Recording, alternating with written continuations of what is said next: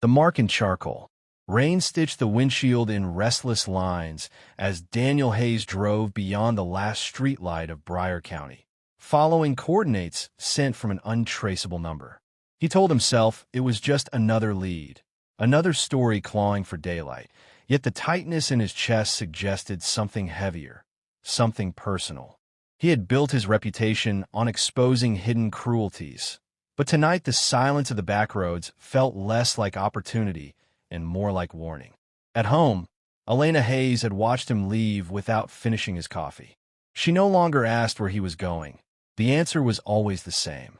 A story, a source, a secret that mattered more than sleep, more than dinner, more than her. She told herself she admired his conviction, yet admiration had slowly curdled into loneliness. In the quiet of their kitchen, she felt like a footnote in her husband's unfinished manuscript. Daniel turned onto a gravel path that cut through a stretch of neglected farmland. Ahead, an abandoned textile mill crouched against the horizon, its broken windows staring like blind eyes. The message he'd received had been brief. If you want truth, come alone. He had hesitated only once, when Elena called his name from the doorway. But ambition had answered for him. Inside the mill, the air carried the stale scent of dust and damp wood. His flashlight beam carved narrow tunnels through darkness. At first he thought the shapes in the far corner were discarded mannequins, lined against the wall. Then one shifted. They were girls, teenagers, no older than 17, sitting shoulder to shoulder on the cold floor. Their heads were shaved unevenly, as though the act had been rushed or careless. Around each neck hung a strip of cardboard, and on every strip the same words were scrawled in rough charcoal. Unwanted burden. Daniel's breath stalled. The phrase was not decorative. It was deliberate. It was meant to be read, absorbed, believed. The girls did not speak. Some stared at the floor. Others stared through him, their expressions hollow not with tears, but with something quieter, resignation. He lowered his camera, suddenly aware that documentation felt insufficient. "Who did this?" he asked softly, though he doubted they would answer a stranger who carried a lens before compassion. One girl finally looked up. Her eyes were steady despite the tremor in her hands. "They say it helps us remember," she said. "Remember what? That we cost too much." The simplicity of her reply struck harder than accusation. Daniel had heard corrupt officials justify greed and pastors disguise control as faith, but he had never heard shame delivered so plainly. He wanted to promise immediate rescue, yet he understood the fragile line between witness and savior. If he moved too soon, whoever orchestrated this could vanish, taking the larger truth with them. He photographed the room carefully. No faces, only the signs, the bare light bulb overhead, the cracked cement beneath them.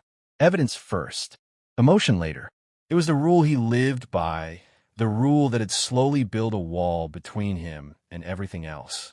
When he stepped outside to call his editor, he found no signal. Instead, a new message waited on his screen, time-stamped minutes earlier. "Dig further, and you'll regret it." He scanned the perimeter, but the fields lay empty, whispering only with wind. Someone had known he would come. Someone was watching. Back in town, Elena sat across from Marcus Cole in a modest cafe that stayed open past midnight. Marcus had been her closest friend before she married Daniel, the steady presence who listened without glancing at a clock. He noticed the strain in her smile immediately. "He left again," she admitted, tracing the rim of her cup. "Another tip." Marcus leaned back, jaw tightening. "And you're alone. Again. It's not that simple." She defended Daniel automatically, though fatigue dulled the conviction in her voice. "He thinks he's helping people. And who helps you?" The question lingered between them, intimate and dangerous. Elena looked away first, unsettled by how easily Marcus voiced what she had buried. She loved her husband. She believed she did. Yet belief felt increasingly like habit rather than choice. Daniel returned home just before dawn, clothes dusted with powdered cement. He found Elena asleep on the couch, a blanket half slipped to the floor. For a moment he simply watched her, struck by how peaceful she looked when untouched by disappointment. He considered waking her, telling her everything, confessing how the words "unwanted burden" had echoed in his head like a verdict.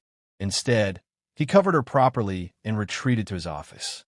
As he uploaded the photographs, he studied the charcoal letters filling his screen. The handwriting was jagged but consistent, suggesting one author, one authority. The phrase was branding disguised as correction. Whoever had written it believed punishment could sculpt obedience. His phone vibrated again. Unknown number. This is your last warning. Daniel stared at the message, then at the image of the girl who had spoken. Cost too much. The story was no longer just professional obligation.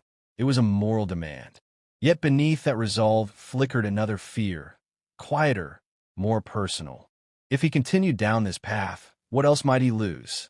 In the living room, Elena stirred, reaching across empty space before realizing she was alone. Chapter 1 closes with two awakenings. A journalist confronting cruelty that demands exposure, and a marriage confronting absence that demands attention. Both conflicts have been set in motion. Neither will remain contained. Lines that blur. By morning, the photographs had already begun to circulate among Daniel Hayes' most trusted contacts. He watched the encrypted responses arrive one by one, each confirming what he already suspected. The abandoned mill was not an isolated location, but a temporary holding site. The phrase "unwanted burden" was rumored to be part of a so-called character reform initiative operating quietly under the name Hope Renewal Shelter. Daniel leaned back in his chair, exhaustion pressing against his temples. He had chosen investigative journalism because it demanded clarity, evidence, patterns, conclusions. Yet clarity at work had created obscurity at home. The office door remained closed, not to block sound, but to delay conversation. Elena stood on the other side of that door longer than she intended.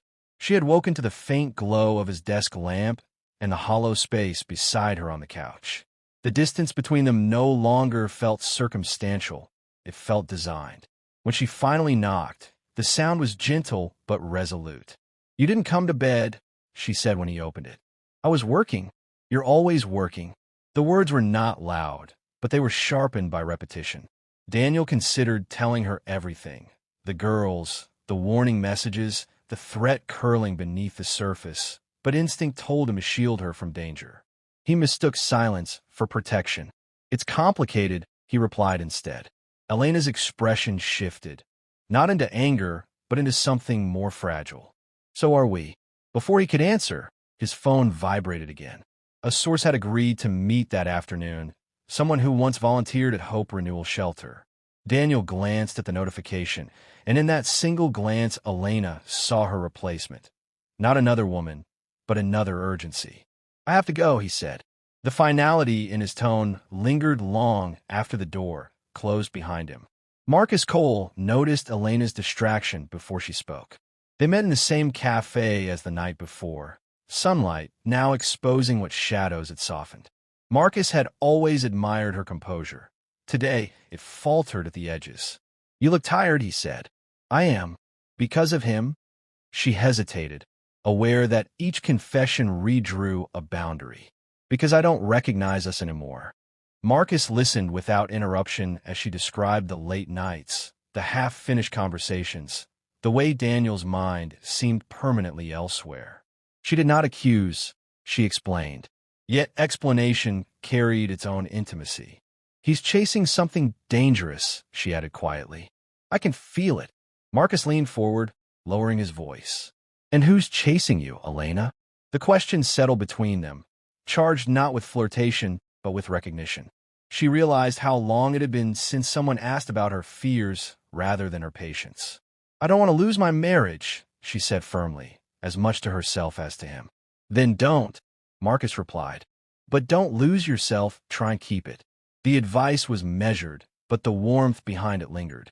Across town, Daniel met his source in a public park where children's laughter disguised serious conversation. The woman introduced herself only as Nora. She had volunteered at Hope Renewal Shelter for 6 months before resigning abruptly. "They say they're helping families," Nora explained. "They target girls labeled as rebellious or disruptive. Parents sign temporary guardianship forms. The girls are isolated, humiliated, told their financial and emotional burdens. And the shaved heads? Daniel asked. A symbolic reset. They call it removing vanity. Nora's voice tightened. But shame is the real objective. Daniel recorded every word. Who runs it? A board on paper. In reality, Pastor Raymond Cole oversees everything. The surname struck Daniel as coincidental but familiar. He dismissed the thought, focusing instead on the pattern emerging. Secrecy, manipulation, moral language used as control. The warning texts now carried clearer intent. This was not random cruelty. It was structured authority. "Why tell me?" he asked. "Because you're stubborn," Nora replied. "And because those girls need someone who won't look away." That evening, Daniel returned home with renewed determination. He found Elena in the kitchen, her phone lighting briefly before she set it face down. The gesture was small but deliberate. "We need to talk," she began. "I agree." For a fleeting second, hope flickered. Then they spoke simultaneously, she about loneliness, he about corruption. Their words collided, neither fully heard. "You don't see me anymore," Elena said. "I'm trying to stop something awful," Daniel countered. "And I'm trying to stop us from becoming strangers." Silence followed, heavier than argument. Daniel realized he had learned to decode criminal behavior more easily than his wife's sorrow. Elena realized she had begun sharing her vulnerability elsewhere. Neither voiced the unspoken name that hovered between them. As night deepened, Daniel retreated once more to his office, studying documents linking Hope Renewal Shelter to anonymous donors. One donor in particular appeared repeatedly, an organization chaired by Raymond Cole. Across the house, Elena stared at a message from Marcus. "Are you okay?" Her fingers hovered before typing a simple reply. "I don't know." In his office, Daniel's phone vibrated again. "Unknown number. You're closer than you think. Walk away." He looked toward the hallway where Elena stood moments earlier and felt the convergence of two battles, one public, one painfully private. He could expose the shelter, but exposure demanded sacrifice. The question he could no longer avoid was what that sacrifice would be. Chapter 2 closes with alliances forming and loyalties straining. The investigation sharpens, the marriage thins, and somewhere between truth and comfort, lines begin to blur. What loyalty costs? Daniel Hayes no longer believed in coincidence. When he discovered that Pastor Raymond Cole chaired the primary donor foundation behind Hope Renewal Shelter, the surname stopped feeling incidental. It felt deliberate. He confirmed the connection twice before allowing himself to consider the implication. Marcus Cole was Raymond's nephew. The realization unsettled him less as a professional complication and more as a personal one. Marcus's name had surfaced casually in Elena's recent conversations, spoken with a softness that Daniel had pretended not to hear. Now that softness carried weight. He printed the financial records and spread them across his desk, tracing the flow of money from charitable pledges to private accounts. The pattern was subtle but consistent. Funds allocated for rehabilitation programming diverted into shell organizations. Shame, he thought, was profitable. In the kitchen, Elena reread Daniel's latest article draft displayed on his laptop screen. He had left it open, either carelessly or subconsciously inviting discovery. The language was precise, restrained, but the undercurrent of outrage was unmistakable. She admired that fire in him. It was what had drawn her in years ago. Yet admiration did not erase absence. Her phone vibrated. "Marcus, can we talk?" She hesitated before replying, aware that hesitation itself signaled a boundary already weakening. They met at a quiet park just beyond town. Autumn had stripped most of the trees bare, leaving branches exposed like unguarded thoughts. Marcus stood with his hands in his coat pockets, posture tense. "I need to tell you something," he began. Elena felt a ripple of apprehension. "What is it?" "My uncle's name has been in the news lately. Raymond Cole." She searched his face. Daniel mentioned him. Marcus nodded. "He runs Hope Renewal Shelter." The connection landed heavily between them. Elena absorbed it in silence, recalibrating her loyalties. "Are you involved?" she asked carefully. "No," Marcus replied firmly. "I haven't spoken to him in years." We disagree about a lot. The pause was telling. Elena recognized the discomfort of loving someone flawed, yet feeling responsible for their shadow. She understood that tension intimately. I didn't know, Marcus continued. But if Daniel's investigating the shelter, this will get ugly. It already is, she said softly. The wind lifted loose strands of her hair, and without thinking Marcus reached to brush them back. The gesture was brief, but intimate, the kind born from familiarity rather than impulse. Elena did not step away immediately. That hesitation spoke louder than any confession. I don't want to complicate your life, Marcus said, lowering his hand. You already have, she replied, not unkindly. They stood close enough to share warmth, close enough to feel the fragile line they were crossing. When he leaned in, the kiss was tentative, almost questioning. Elena responded for a heartbeat before pulling back. This can't happen, she whispered. But it did, Marcus answered. Daniel learned about the kiss not through intuition, but through evidence. An anonymous email arrived that evening containing a blurred photograph. Two figures in a park, unmistakably Elena and Marcus. The message beneath was concise. Focus on your marriage before you ruin other families. Daniel stared at the image until the pixels blurred. He had expected retaliation from the shelter's leadership, but this felt surgical. Whoever monitored him understood that his greatest vulnerability was not fear, it was love. When Elena returned home, she sensed the shift immediately. Daniel stood by the window, the photograph open on his tablet. Is there something you want to tell me? He asked, voice controlled but brittle. Her pulse quickened. For a moment she considered denial, but dishonesty would only deepen the fracture. It was a mistake. A mistake, he repeated, tasting the word.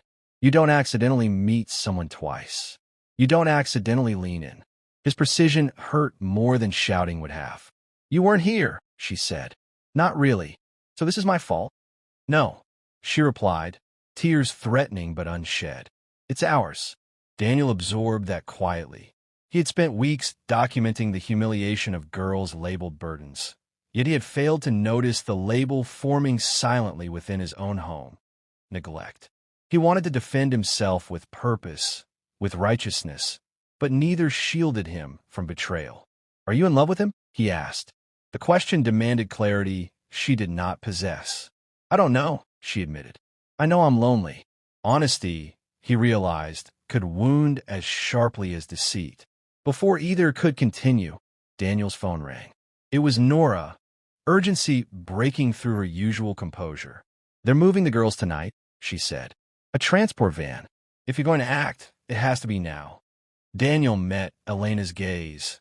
Conflict carved deeply into his expression. In that moment, he faced a decision with no clean outcome. Protect his marriage or protect strangers who had no one else. You're leaving, Elena observed. I have to, he replied. The words echoed painfully familiar. As he grabbed his coat, she felt the final thread stretch thin. If you walk out again, she said quietly, I don't know what will be left when you come back. He paused at the door, torn between urgency and consequence. If I don't go, he said, those girls stay invisible. The truth in his voice was undeniable. Yet so was the cost. Daniel stepped into the night, chasing headlights he had not yet seen, while Elena remained in the doorway, uncertain whether she was watching a hero or the man who was slowly choosing everything but her. Chapter 3 closes with betrayal exposed, loyalties tested, and time running thin. One confrontation waits on a darkened road. Another waits inside a fragile marriage. Neither can be postponed much longer. What remains after the leaving? The truck arrived just after sunrise. Ethan noticed it first from the pasture, an unfamiliar vehicle cutting across the long dirt road toward the trailer. The engine's sound carried differently from the slow, familiar rhythm of local traffic. It was impatient, out of place. He rested his forearms on the top rail of the fence and watched without moving. Some things did not need introduction. By the time he reached the trailer, Lena was already outside. She stood very still, as if motion might somehow make the moment worse. Mia lingered behind her, half hidden, sensing tension without understanding it. Daniel Reeves stepped out of the truck.